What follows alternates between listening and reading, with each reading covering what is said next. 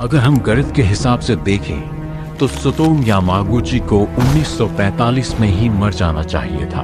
विज्ञान कहता है कि अगर कोई इंसान सूरज जितनी गर्मी और एक ढहती हुई गगनचुंबी इमारत के दबाव के बीच खड़ा हो तो उसका बचना नामुमकिन है, और अगर यह हादसा उसके साथ 2 बार हो तो जवाब है 0, विनाश। लेकिन इतिहास गणित से नहीं, हौसले से लिखा जाता है। 1945 में जापान पर 2 सूरज गिरे थे। पहले सूरज को देखने वाले ज्यादातर लोग दूसरा सूरज देखने के लिए जिंदा नहीं बचे, लेकिन त्सुतोमु वो न केवल जिंदा रहे बल्कि उन्होंने दुनिया को बताया कि कयामत की आवाज आपके डर से कहीं ज्यादा तेज होती है। 6 अगस्त 1945 सोमवार की सुबह 29 साल के त्सुतोमु मित्सुबिशी हेवी इंडस्ट्रीज में एक इंजीनियर थे। वो पिछले 3 महीनों से अपने घर से दूर हिरोशिमा में काम कर रहे थे।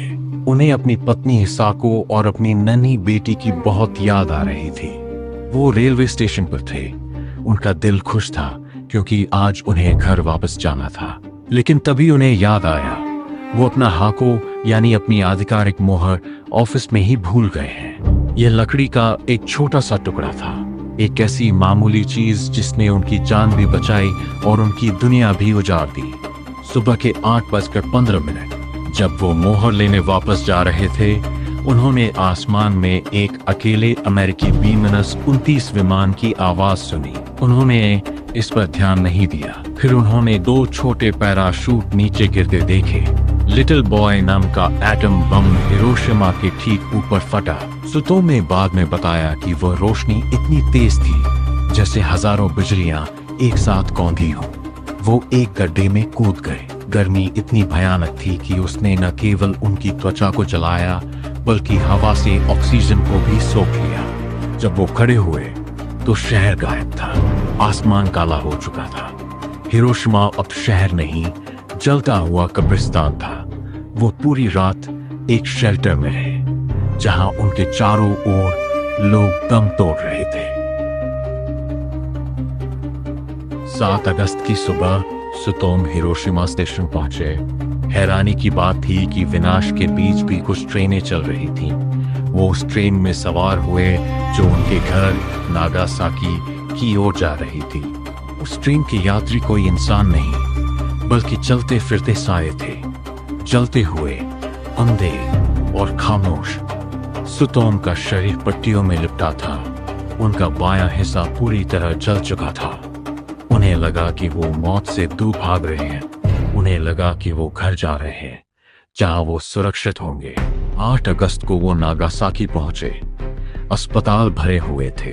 जब वो घर पहुंचे और उनकी पत्नी ने उन्हें देखा, पट्टियों में लिपटा, जले हुए मांस की गंध से भरा हुआ, तो वो उन्हें पहचान नहीं पाई। उन्हें लगा कि वो कोई भूत है जो परलोक से वापस आया है। लेकिन त्सुतोमु के लिए ये दुस्वप्न अभी खत्म नहीं हुआ था। ये अभी आधा ही था। 9 अगस्त कोई भी आम इंसान बिस्तर पर होता, लेकिन त्सुतोमु अपने फर्ज के पक्के थे। भयानक दर्द और बुखार के बावजूद वो नागासाकी में मित्सुबिशी के ऑफिस पहुंचे। सुबह के 11 बजे वो अपने बॉस के सामने बैठे थे। उन्होंने हिरोशिमा की तबाही समझाने की कोशिश की। उन्होंने कहा, सर, एक ही बम ने पूरे शहर को राख कर दिया। उनके बॉस हंसे और बोले, त्सुतोमु, तुम एक इंजीनियर हो, दिमाग से काम लो। एक बम 3 लाख की आबादी वाले शहर को कैसे मिटा सकता है? तुम पागल हो गए हो। जिस पल उनके बॉस ने ये शब्द कहे, ठीक उसी पल खिड़की के बाहर का आसमान चमकीला नीला हो गया। फैट मैन नाम का प्लूटोनियम बम नागासाकी पर गिर चुका था। त्सुतोमु ने वही सफेद रोशनी दोबारा देखी जो उन्होंने 3 दिन पहले देखी थी। इतिहास का सबसे खौफनाक संयोग सच हो चुका था। त्सुतोमु 3 दिनों के भीतर दूसरे एटम बम के केंद्र में थे। अगले कुछ हफ्तों में एटम बम की बीमारी रेडिएशन ने अपना असर दिखाना शुरू किया।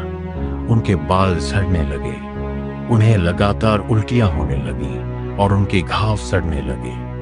रेडिएशन ने उनके शरीर को अंदर से खोखला करना शुरू कर दिया था।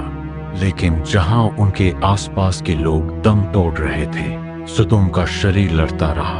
उन्होंने हार नहीं मानी। वो ठीक हुए। उन्होंने अनुवादक का काम किया, स्कूल में पढ़ाया और कविताएं लिखी। दशकों तक उन्होंने अपना यह राज छुपा कर रखा, क्योंकि उस समय परमाणु बम से बचे लोगों को समाज में अलग नजरों से देखा जाता था। 80 साल की उम्र में उन्हें एहसास हुआ कि उनका जिंदा रहना कोई शाप नहीं, बल्कि एक संदेश है। उन्होंने अपनी कहानी दुनिया को सुनानी शुरू की।